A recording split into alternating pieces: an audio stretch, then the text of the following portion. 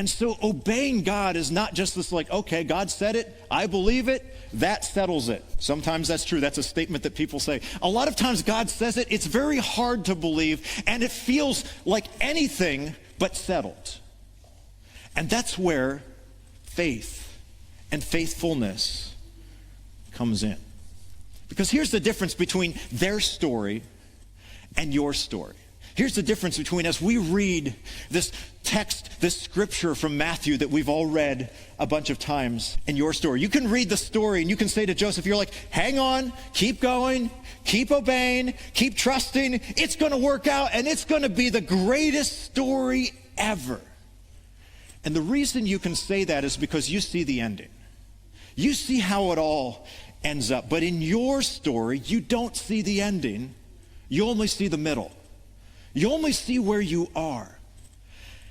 And God in his grace and God in his goodness, I think, gives us just enough light to take the next step, just enough strength to grab for the next handhold and to hold on. But he doesn't give us the whole thing at once.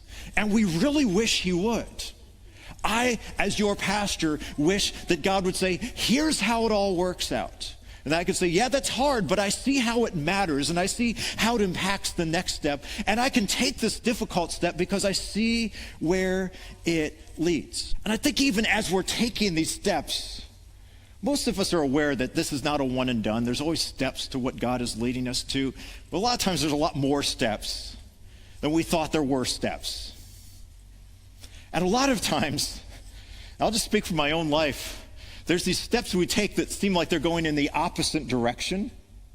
You know, you're like, I'm going to be faithful and follow God, and you end up in this place. I have so many of those stories. I'm sure so many of you do too. Where it seems like where God is leading us is actually in the opposite direction of where we think that we're supposed to end. And we're wondering, all of us are wondering, what's on the other side of this?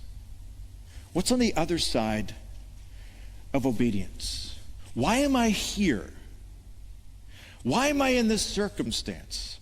Why am I left holding these pieces? I can only imagine that Mary and Joseph doing the very best he could to be a good man, an honorable man, a man who followed the Jewish law, who was observant, who honored God in all of his decisions, big and small, that he felt like he was left holding the bag.